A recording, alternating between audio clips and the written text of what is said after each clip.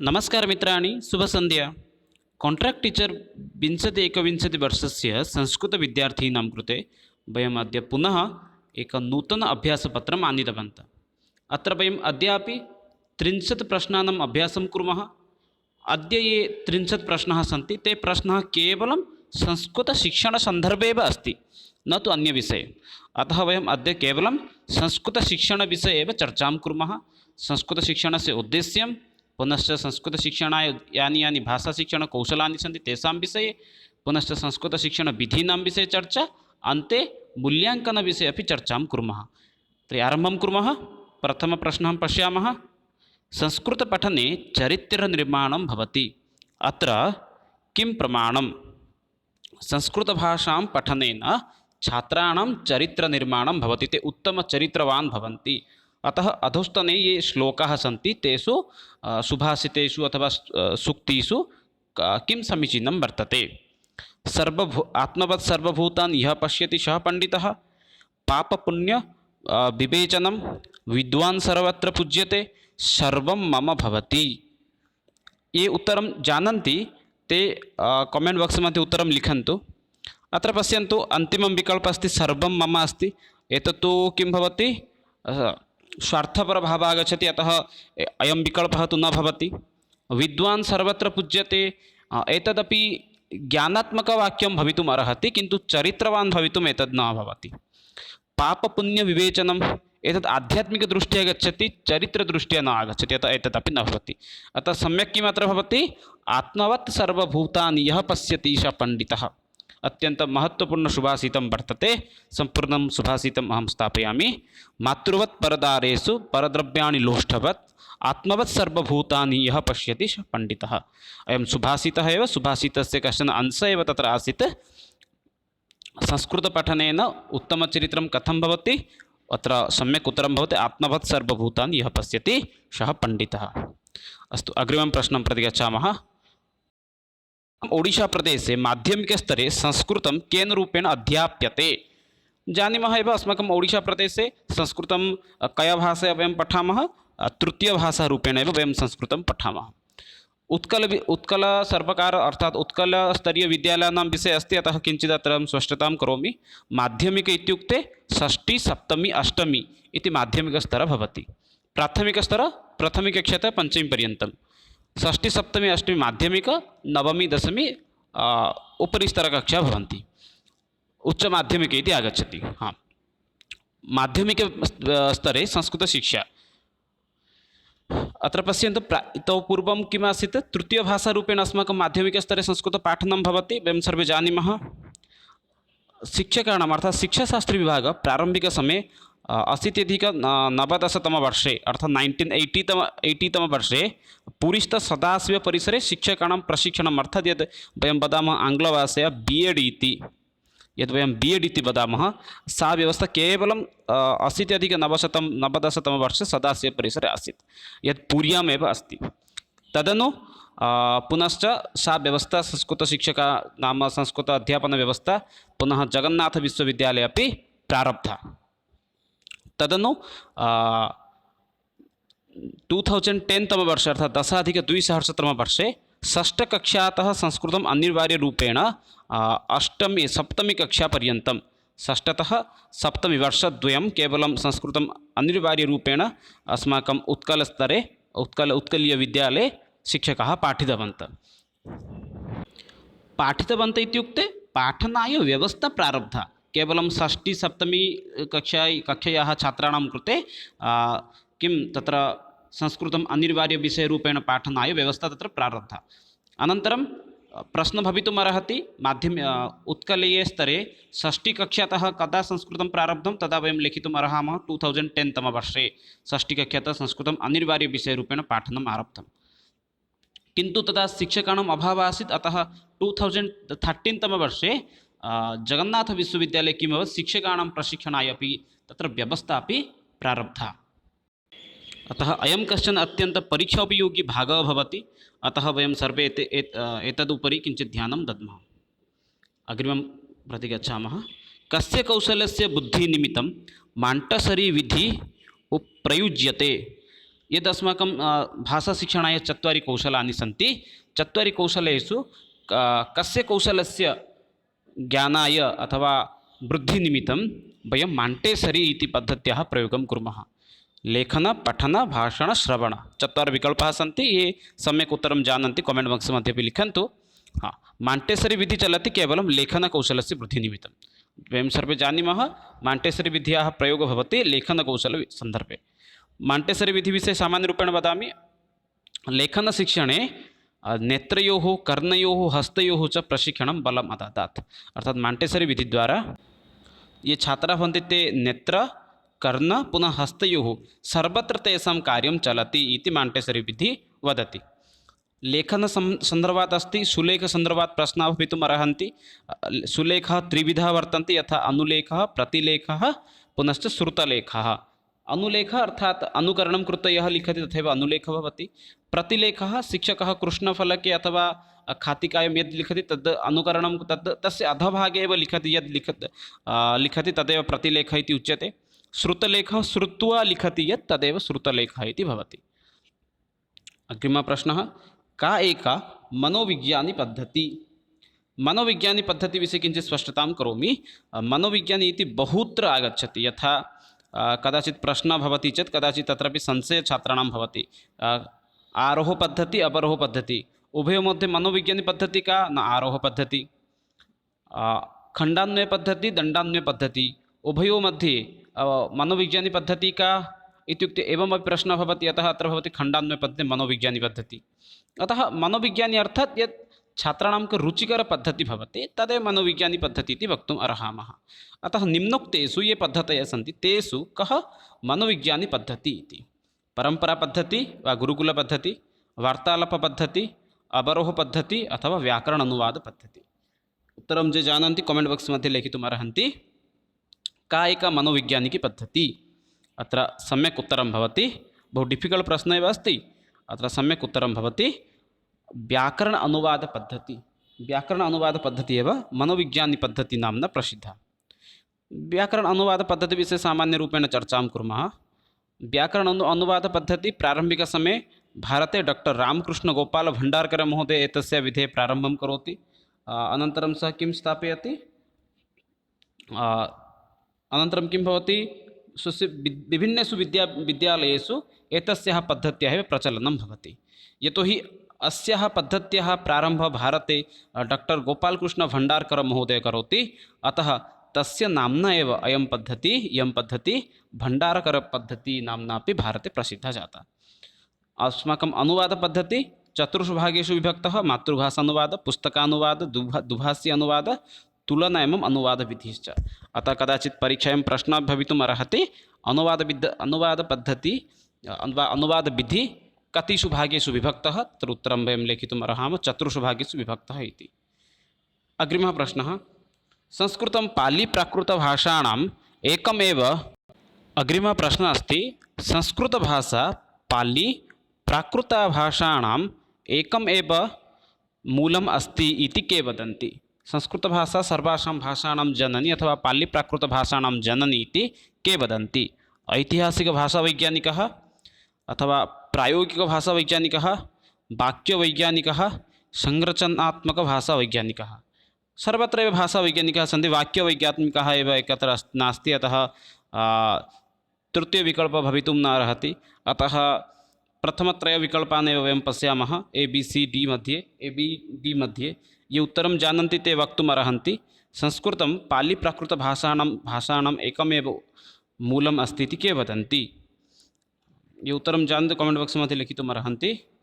संस्कृतभाषा अस्माकम् ऐतिहासिकभाषा। संस्कृतभाषा पालिप्राकृतभाषाणाम् एकमेव मूलम् इति ऐतिहासिकभाषावैज्ञानिकाः वदन्ति। तेषां मतानुसारेण संस्कृतभाषा ऐतिहासिक अर्थात् पुरातनेषु कालेषु व्यवहारं भवति इति तेषां मतं वर्तते। अग्रिमः प्रश्नः, संस्कृतभाषायाः प्राचीनतमम् आद्यकाव्यं किम्? अर्थात् अस्माकं यत् संस्कृतम् अस्ति तस्य प्रथमं काव्यं किम् अस्ति? महाभारतं, रामायणं, पाणिनिव्याकरणं, रघुवंशम्? एतेषां स्रष्टानां विषये किञ्चित् सामान्यज्ञानं भवेत्। यतोहि प्रश्नः तु अतीव सरलः अस्ति एव। प्राचीनतम आदिकाव्यं किमस्ति अस्माकं सर्वे जानीमः रामायणम् अस्माकं प्राचीनतम आद्यकाव्यं भवति। महाभारतस्य स्रष्टानां विषये किञ्चित् सामान्य चर्चा अत्र करोमि।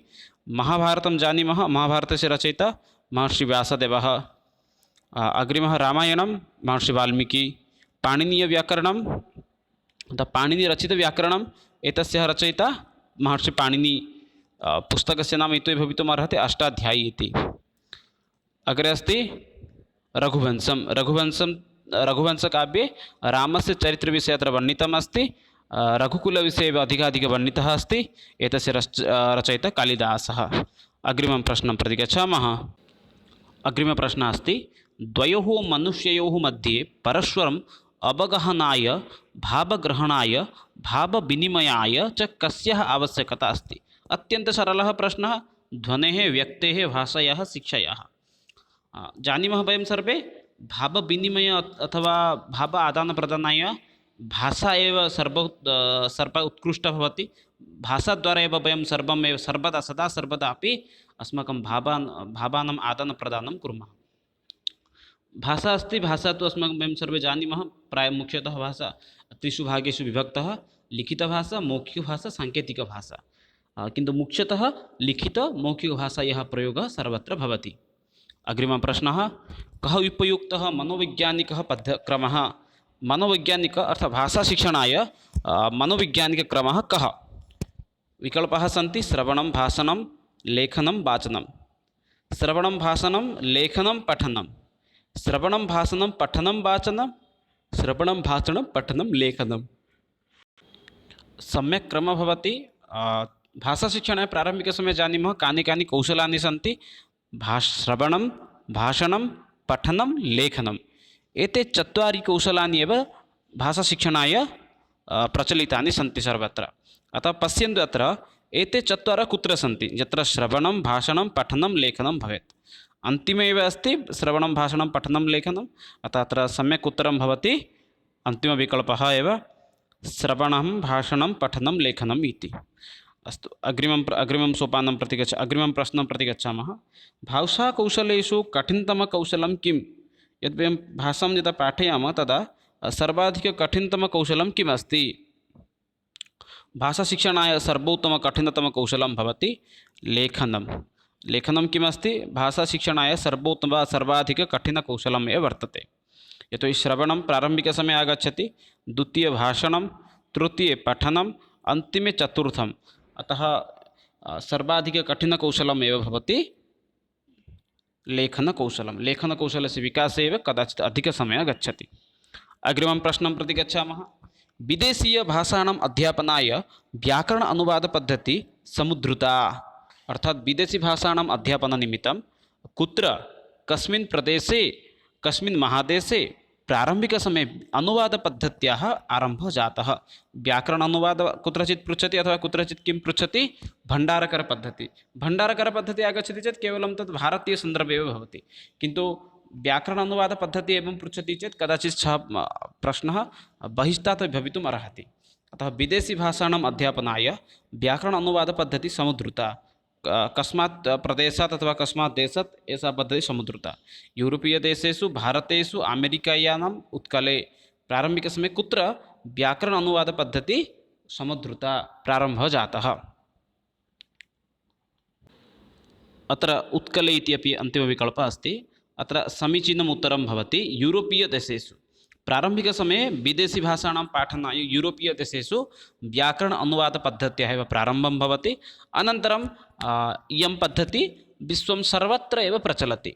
भारतवर्षे प्रारम्भिकसमये 18,000 अर्थात् 1800 एव भारतवर्षे प्रारब्धजातः। एतस्य पद्धत्याः प्रारम्भं भारतवर्षे डॉक्टर गोपालकृष्ण भण्डारकर महोदय प्रारम्भं करोति। अतः कुत्रचित् भण्डारकरपद्धतिः इत्यपि लिखितं भवति। अस्तु, अग्रिमं प्रश्नं प्रति गच्छामः। शिक्षणस्य केन्द्रबिन्दुः अस्ति। अस्माकं संस्कृतशिक्षणस्य अथवा किमपि शिक्षणस्य केन्द्रबिन्दुः कः अस्ति। केन्द्रबिन्दुः कः भवति। उद्देश्यं, महत्त्वं, पाठ्यपुस्तकं, पाठ्यक्रमः। चत्वारः विकल्पाः सन्ति। संस्कृतशिक्षणस्य केन्द्रबिन्दुः कः अस्ति। उद्देश्यं, महत्त्वं, पाठ्यपुस्तकं, पाठ्यक्रमः। शिक्षणस्य केन्द्रबिन्दुः भवति पाठ्यपुस्तकं। पाठ्यपुस्तकं विना वयं किमपि प्रोजेक्ट् मोडेल् स्वीकरोतु, मोडेल् अर्थात् पाठ्य उपकरणानि स्वीकरोतु, यदि पाठ्यपुस्तकं नास्ति चेत् कथं कुतः पाठ्य उपकरणानि आगमिष्यति। अतः शिक्षणस्य अस्माकं शिक्षणस्य केन्द्रबिन्दुः भवति पाठ्यपुस्तकं। पाठ्यपुस्तकं विना शिक्षणं कदापि न सम्भवति।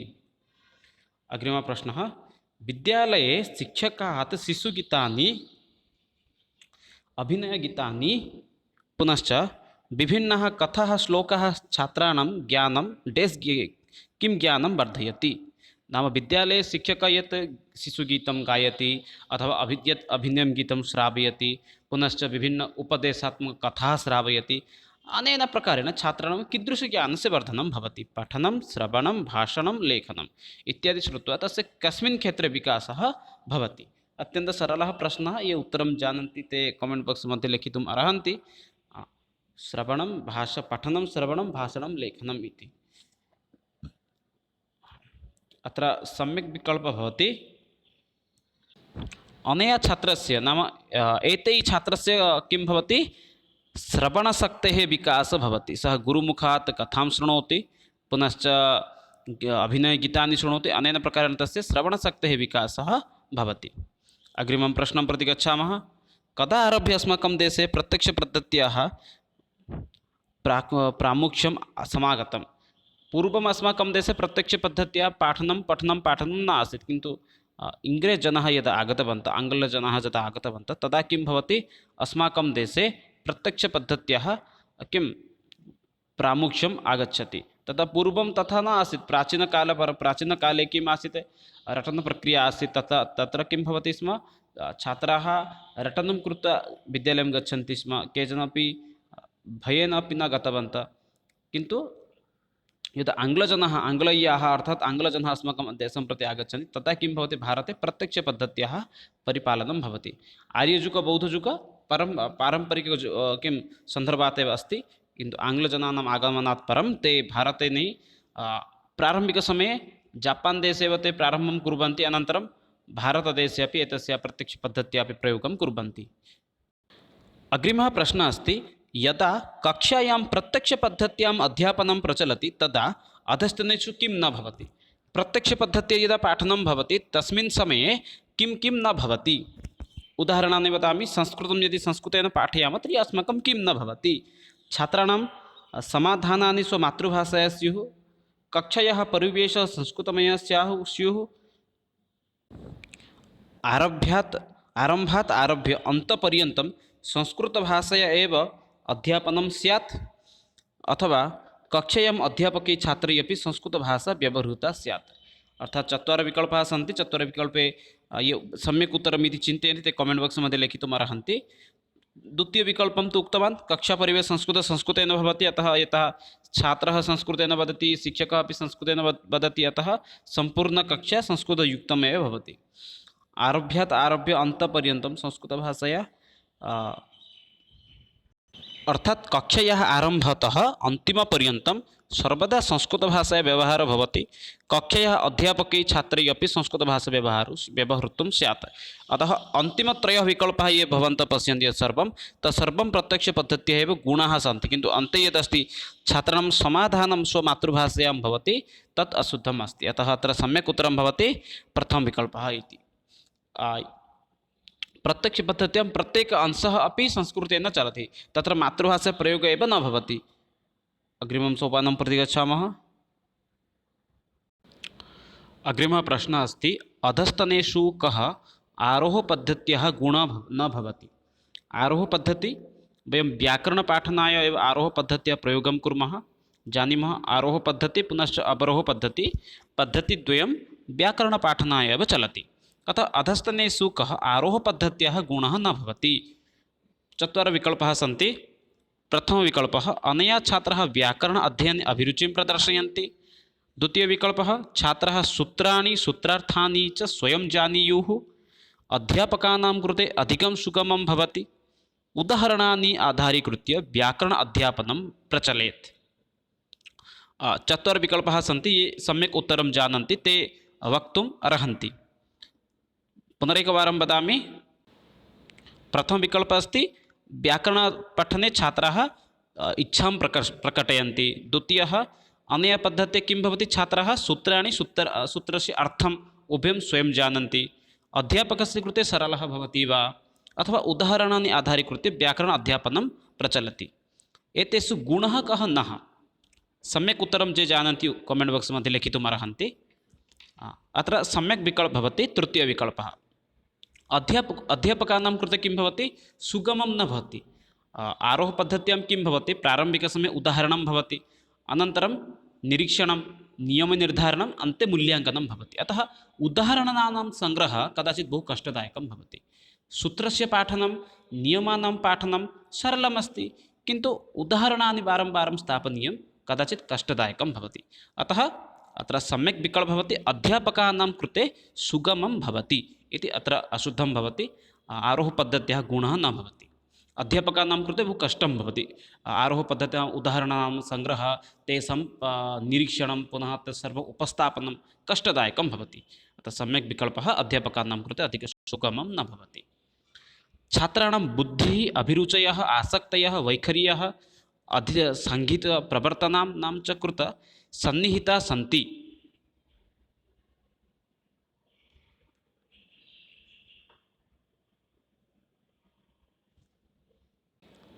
चत्वारः विकल्पाः सन्ति अत्र। छात्राणां मनसि, छात्राणां पठने, छात्राणां व्यक्तित्वे, छात्राणां गृहे। कुत्र छात्राणां बुद्धिः, अभिरुचि, आसक्ति, वैखरी इत्यादि सर्वं सन्निहिताः सन्ति। ये उत्तरं जानन्ति ते लिखितुम् अर्हन्ति।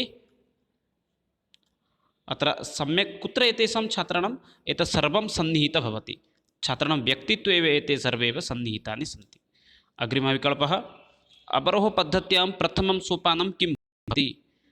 पुनश्च एकवारं वदामि, व्याकरणपाठने पद्धतिद्वयम्, आरोहपद्धतिः पुनश्च अवरोहपद्धतिः। अवरोहपद्धत्यां प्रथमं सोपानं किं भवति। आरोहः भवति सरलपद्धतिः, यत्र उदाहरणानि वयं स्थापयामः, किन्तु अवरोहपद्धत्यां कः किं प्रथमं सोपानं भवति। विकल्पाः सन्ति नियमनिर्धारणं, प्रयोगप्रदर्शनं, स्पष्टीकरणं, परीक्षणं। ये उत्तरं जानन्ति ते वक्तुम् अर्हन्ति। अत्र समीचीनं विकल्पः भवति, आरोहपद्धत्यां प्रथमसोपानं भवति नियमनिर्धारणं। नियमनिर्धारणात् परं भवति स्पष्टीकरणम्, अनन्तरं प्रयोगप्रदर्शनम्, अन्ते परीक्षणम्। एवं प्रकारेण अवरोहपद्धतिः चलति। अतः अत्र सम्यक् उत्तरं भवति नियमनिर्धारणम् इति। नियमन इति अभवत्, अत्र नियमः इति भवति। अग्रे पद्यस्य भाव अवगमनाय कर्तृकर्मक्रिया आदीनां कर्मज्ञानाय कस्य आवश्यकता अस्ति। पद्यस्य भावं ज्ञातुं वयं कर्तृकर्म इत्यादीनां ज्ञानाय वयं कस्य सहायतां नयामः। अत्यन्तः सरलः प्रश्नः। चत्वारविकल्पान् किन्तु अहं पठामि। प्रत्यक्षपद्धत्याः, प्रश्नोत्तरपद्धत्याः, परोक्षपद्धत्याः, अन्वयपद्धत्याः। अत्यन्तः सरलः। पद्यशिक्षादानाय का पद्धतिः चलति, अन्वयपद्धतिः चलति। अतः अत्र सम्यक् विकल्पः अतः सम्यक् उत्तरमपि भवति अन्वयपद्धतिः इति। अग्रिमः प्रश्नः, खण्डान्वयपद्धत्यां कर्तृसम्बन्धान् पदान् अन्वेषणाय प्रश्नः समीचीनः अस्ति। खण्डान्वयपद्धति अनुसारं कर्तृसम्बन्धपदान् अन्वेषणनिमित्तं कर्तृपदम् अन्वेषणाय कः प्रश्नः समीचीनः अस्ति। अन्वयपद्धति प्रायतः त्रिविधा एव सन्ति, किन्तु इदानीं त्रिविधपद्धतिः न चलति। इदानीं केवलं पद्धतिद्वयमेव चलति। एकः अस्ति खण्डान्वयः, अन्यः अस्ति दण्डान्वयः। दण्डान्वयपद्धतिः मनोविज्ञानी नास्ति। दण्डान्वयपद्धतिद्वारा वयं व्याकरणज्ञानं प्राप्तुम् अर्हामः। अग्रिमः अस्ति खण्डान्वयपद्धतिः। खण्डान्वयपद्धतिः भवति प्रश्नोत्तरपद्धतिः। अतः खण्डान्वयपद्धत्यां यदा वयं कर्तृपदस्य प्राप्तिनिमित्तं कीदृशप्रश्नः अस्माकं भवेत्, कर्तृपदप्राप्तिनिमित्तम् अस्माकं प्रश्नः कीदृशः भवेत्। अतः यत्र कर्तृपदनिमित्तं प्रश्नः अस्ति तत्रैव भवति कः पठति, किं पठति, कुत्र पठति, कदा गमिष्यति। अत्र प्रारम्भिकसमये द्रष्टव्यं प्रश्नयुक्तं कर्तापदः कः अस्ति। अत्र प्रथमविकल्पे एव अस्ति कः पठति। अतः समीचीन उत्तरः भवति प्रथमविकल्पः एव। अग्रिमः प्रश्नः, तत्सत्त्वे तत्सत्त्वम् एतस्य अर्थं किम् अस्ति, अथवा एतद् कस्य अंशः भवति। सत्त्वासत्त्वम्, अन्वयः, तत्सत्त्वासत्त्वम् एतेषु किमपि न। अत्यन्तं कश्चन बहु कन्फ्यूस् युक्तप्रश्नः एव वर्तते, तत्र सम्यक् उत्तरं भवति अन्वयः इति। अधलिखितेषु गद्यस्य प्रभागः न भवति। अध ये सन्ति तेषु, अध ये विकल्पाः सन्ति तेषु कः प्रभाग, प्रभाग अर्थः होचि भागः पुनश्च तस्य भागः, अतः तत्र भवति सप्पाठ्, पाठ् भवति भागः, सप्पाठ् भवति प्रभागः। अतः अधलिखितेषु कः गद्यस्य प्रभागः न भवति।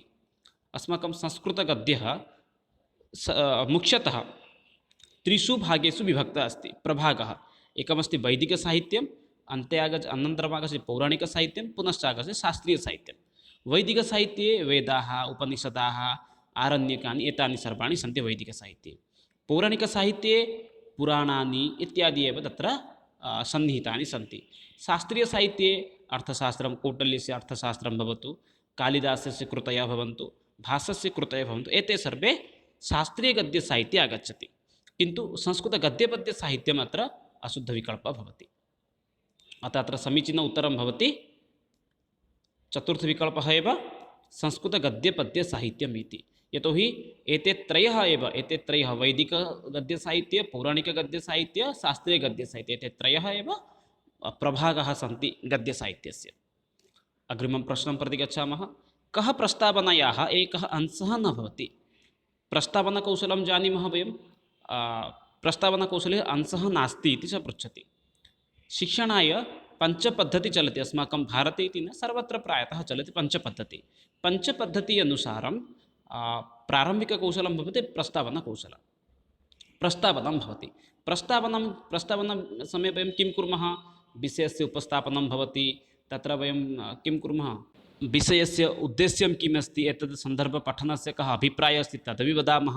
छात्राणां पठने कथं विषये कथं रुचिः आगमिष्यति तदर्थमपि वयम् उत्साहवर्धनं कुर्मः। पुनश्च पाठान् प्रति तेषां किम् इच्छा आगमिष्यति तदर्थमपि वयं प्रयासं कुर्मः। अतः अत्र चत्वारः सन्ति। एकवारं पश्यामः विकल्पान्।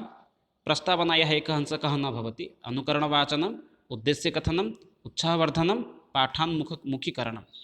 सम्यक् उत्तरं ये जानन्ति उत्तरं कमेण्ट् बाक्स् मध्ये लिखितुम् अर्हन्ति। अत्र सम्यक् उत्तरं भवति अनुकरणवाचनम् इति। यतोहि उद्देश्यकथनम्, उत्साहवर्धनं, पाठान्मुखीकरणम्, एते त्रयः वर्तन्ते किं प्रस्तावनायाः अंशः। किन्तु अनुकरणवाचनं प्रस्तावनाकौशलस्य अंशः न भवति। अनुकरणवाचनं कदा भवति? न आदर्शवाचनात् परं शिक्षकस्य शिक्षकः आदर्शवाचनं करोति, अनन्तरं छात्राणां कृते अनुवाचनाय वदति। अतः प्रस्तावनाकौशलस्य अयम् अंशः न भवति। आरोहपद्धत्याः समीचीनक्रमः कः? वयं जानीमः, पुनरेकवारं वदामि। व्याकरणपाठनाय विधिद्वयम् एव सुप्रसिद्धः वर्तते। एकः भवति आरोहपद्धतिः, अग्रिमः अस्ति अवरोहपद्धतिः इति। अतः आरोहपद्धत्याः समीचीनक्रमः कः? आरोहपद्धत्यां किं भवति? प्रारम्भिकसमये उदाहरणम् आगच्छति। अतः प्रारम्भिकसमये पश्यामः, अत्र उदाहरणं कुत्र लिखितमस्ति?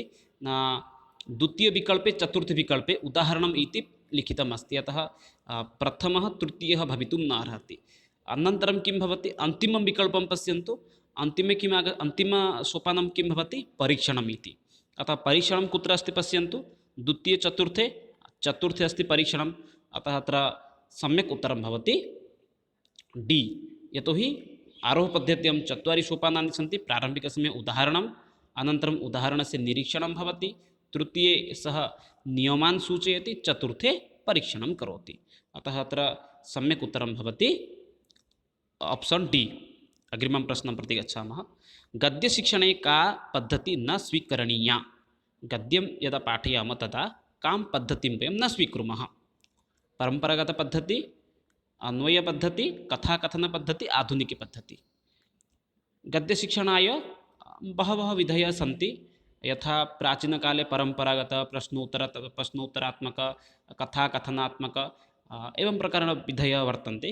किन्तु एतेषु कः विकल्पः गद्यशिक्षणे न स्वीकरणं भवति? सम्यक् उत्तरं जानन्ति चेत् कमेण्ट् बाक्स् मध्ये तु लिखन्ति एव। अत्र सम्यक् उत्तरं भवति अन्वयपद्धतिः।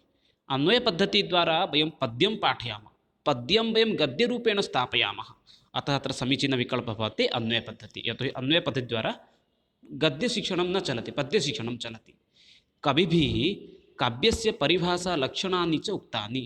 अधस्तनेषु असमीचीनं निरूपयत। कवि काव्यस्य परिभाषा लक्षण इत्यादि सर्वम् उक्तवान्। अतः अधस्तनेषु कः असमीचीनम् इति। सामान्यरूपेण वदामि, पद्यस्य अत्र त्रयः परिभाषाः सन्ति। एका परिभाषा गद्यसन्दर्भात् अस्ति। अतः गद्यसन्दर्भात् या परिभाषा अस्ति तदेव अस्माकं चयनं करणीयं। वाक्यरसात्मकं काव्यं रीत्यात्मा काव्यस्य अपादः पदसन्तातः काव्यम् आख्यायिका कथा रमणीचार्य प्रतिपादिकः शब्दः काव्यम्। उत्तरं ये जानन्ति कमेण्ट् बाक्स् मध्ये लिखन्तु। अत्र सम्यक् उत्तरं भवति तृतीयविकल्पः। यतोहि तृतीयविकल्पे किमस्ति, आख्यायिका कथानाम् एव महत्त्वविषये एव अत्र लिखितमस्ति। अतः अत्र सम्यक् विकल्पः भवति तृतीयविकल्पः। कक्षायां शिक्षकः छात्रान् कीदृशान् प्रश्नान् न पृच्छेत्। यदा वयं छात्रान् प्रश्नान् पृच्छामः तदा अस्माकं प्रश्नः कीदृशः भवेत्, विषययुक्तः भवेत् अथवा पुनश्च पाठ्यपुस्तकसन्दर्भात् एव भवेत्। अतः अत्र ये विकल्पाः सन्ति ते विकल्पेषु कः अशुद्धं वर्तते। कीदृशाः प्रश्नाः शिक्षकस्य न प्रष्टव्यं। ज्ञानात्मकप्रश्नान् न प्रष्टव्यं वा अवबोधात्मकप्रश्नान् न प्रष्टव्यम् अथवा विचारविश्लेषणात्मकप्रश्नान् न प्रष्टव्यम् अथवा विषयबहिर्गतप्रश्नान् न प्रष्टव्यं। पूर्वमेव उक्तवान्, अस्माकं ये प्रश्नाः भवन्ति पाठ्यपुस्तकसन्दर्भात् भवति चेत् समीचीनम्। अतः पाठ्यसम्बन्धीय ये प्रश्नाः भवन्ति ते ज्ञानात्मकः भवन्ति, अवबोधात्मकः भवन्ति, विचारविश्लेषणात्मकः अपि भवन्ति। किन्तु विषयबहिर्गतप्रश्नः कदापि अस्माकं न पृष्टव्यं। यथा वयं पाठयामः रघुवंशविषये भवतु, किन्तु यदि तत्र वयं रघुवंशं पाठयामः किन्तु विज्ञानस्य प्रश्नान् पृच्छामः तर्हि कः लाभः। वयम् अभिज्ञानशाकुन्तलं पाठयामः, विषयबहिर्गत a+b² पृच्छामः, तदा न भवति। अतः सर्वदा अस्माकं प्रश्नः विषय अन्तर्गतः भवेत्। अग्रिमः प्रश्नः, केन पूर्णतया छात्राणां व्यक्तित्वं मापयितुं वयं शक्नुमः। कया पद्धत्या वयं छात्राणां व्यक्तित्वं मापयितुं शक्नुमः। मूल्याङ्कनद्वारा, पठनद्वारा, परीक्षाद्वारा, शिक्षणद्वारा। मूल्याङ्कनपरीक्षणसन्दर्भात् अयं प्रश्नः वर्तते। एतस्य वीडियो अपि अहं शीघ्रम् अप्लोड् करोमि। केन पूर्णतया छात्राणां व्यक्तित्वं मापयितुं शक्यते। वयं मूल्याङ्कनद्वारा छात्राणां सम्पूर्णं व्यक्तित्वं मापयितुं शक्यते। परीक्षाद्वारा तेषां ज्ञानस्य एव परीक्षणं भवति, किन्तु मूल्याङ्कनद्वारा सम्पूर्ण तस्य मूल्याङ्कनं भवति। छात्राणां दैनिकप्रगत्यर्थं डेस् भवति। छात्राणां दैनिकप्रगतिविषये वयं कथं ज्ञातुं पारयामः। बाह्यमूल्याङ्कनं वा आन्तरिकमूल्याङ्कनं, मौखिकमूल्याङ्कनम् अथवा परिवर्तितमूल्याङ्कनं। सम्यक् उत्तरं ये जानन्ति कमेण्ट् बाक्स् मध्ये लिखितुम् अर्हन्ति। छात्राणां दैनिकप्रगत्यार्थं वयम् आन्तरिकमूल्याङ्कनं कर्तुं शक्नुमः। आन्तरिकमूल्याङ्कनद्वारा छात्राणां दैनिकप्रगतिविषये वयं ज्ञातुं पारयामः। प्रतिदिनं सः कदा उत्तिष्ठति, सः किं किं करोति, कस्मिन् विषये पठति इत्यादि विषये यदि वयं तस्य दैनिकमूल्याङ्कनं कुर्मः तर्हि तस्य विकासः अपि भवितुम् अर्हति। कासु परीक्षासु छात्रः सभाकम्पं दूरीकर्तुं शक्यते। सभाकम्पं कदा दूरीकरणं भवति, यदा छात्रः मुखेन वदति। यदा सः मुखेन वदति सम्यक् रूपेण, तदा सः किं करोति, सभाकम्पम् अर्थात् सभामध्ये भयः अस्ति तद् भयं दूरीकर्तुं शक्नोति। अतः का परीक्षा सभाकम्पं दूरीकर्तुं समर्थः भवति। मौखिकपरीक्षा, लिखितपरीक्षा, निबन्धरूपपरीक्षा, वस्तुनिष्ठपरीक्षा। ये सम्यक् उत्तरं जानन्ति कमेण्ट् बाक्स् मध्ये लिखन्तु। कदा अस्माकं ये भाषणं प्रदानं कुर्वन्ति, वयं पश्यामः विद्यालयस्तरे अपि बहवः शिक्षकाः भाषणं प्रदातुम् अपि भयं कुर्वन्ति।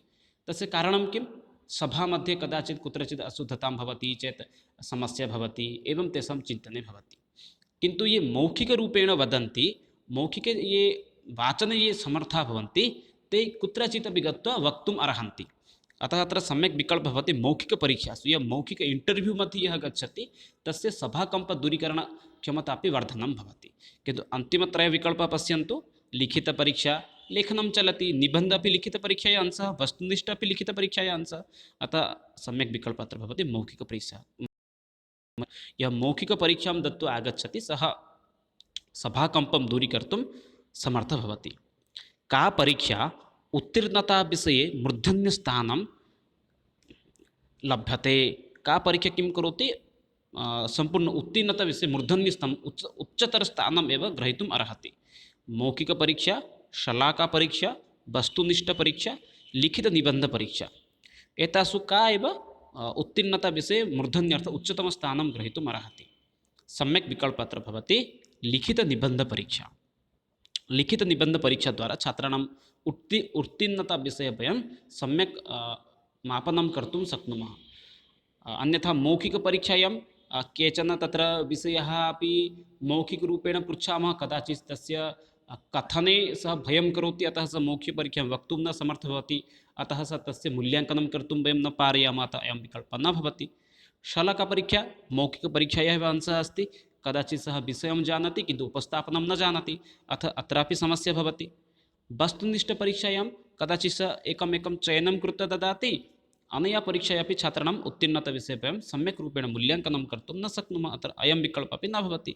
किन्तु लिखितनिबन्धपरीक्षायां किं भवति, सः सम्पूर्णविषयं पठति, तस्मात् विषयात् सः मुख्यमुख्यबिन्दून् आधृत्य एव वदति, अनेन किं भवति, तस्य उत्तीर्णताविषये अपि मूर्धन्यस्थानम् अपि सः प्राप्नोति। एते एव केचन आसन् एव अत्यन्तपरीक्षा उपयोगिनः प्रश्नाः। आशा करोमि भवन्तः अपि सम्यक् रूपेण अत्र अध्ययनं कुर्वन्ति इति। पुनश्च मिलामः अग्रिमदिवसे, तत्र वयं मूल्याङ्कनपरीक्षणसन्दर्भे अपि चर्चां कुर्मः। तावत्पर्यन्तं विरमामि। जयतु भारतं, वदतु संस्कृतं, वन्दे मातरं। धन्यवादः।